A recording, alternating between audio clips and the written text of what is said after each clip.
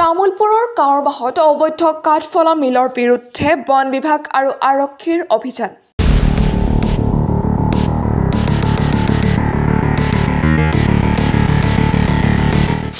অভিযানত উচ্ছেদ দুটাকৈ অবৈধ কাঠফলা মিল।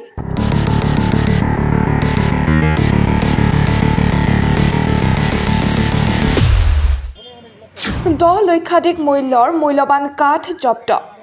জব্দ পুঁজন পৰিমাণৰ বহিৰাজ্যৰ পৰা অহা মূল্যৱান কাঠৰ ফাণ্টা, কাঠফলা মেচিন, জেনেৰেটৰ সহ বহু মূল্যৱান কাঠৰ কুণ্টা।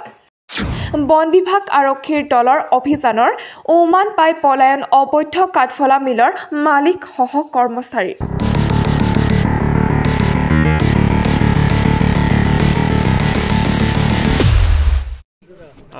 বন বিভাগে কাঁড়বাহ অঞ্চলত কি ক'ব?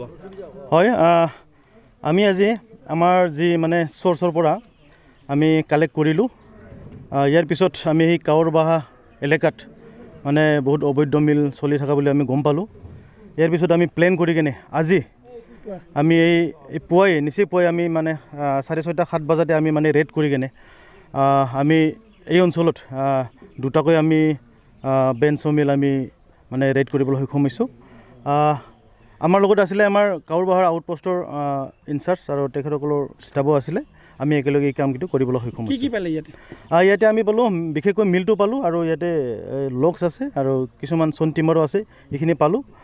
মানে আগৰ পৰাই আমি খবৰটো লাভ কৰি আছিলোঁ বাহিৰৰ পৰাও মাল আনি কিনে তেখেতসকলে মানে ইলিগেল কাম কৰি আছে বুলি, আৰু অঞ্চলৰখিনি মানুহৰো বহুত কমপ্লেইন আছিলে।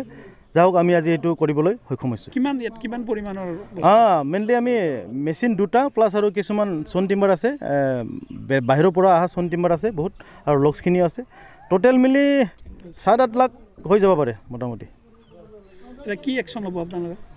আমিতো অলৰেডি মেচিনটো আমি চিজ কৰিলোঁৱেই, আৰু আগলৈও যিখিনি আৰু কেইটামান যিখিনি আমি গম পাই আছোঁ এইখিনি মই ষ্ট্ৰংলি মানে তেখেতসকলক কৈছোঁ, আপোনালোকে অতি সোনকালে মানে বেঞ্চ মিলটো মানে আপোনালোকে বন্ধ কৰক, নতুবা আমি মানে কঠোৰ ওপৰত কঠোৰ আমি মানে পদক্ষেপ ল'বলৈ সক্ষম হ'ম।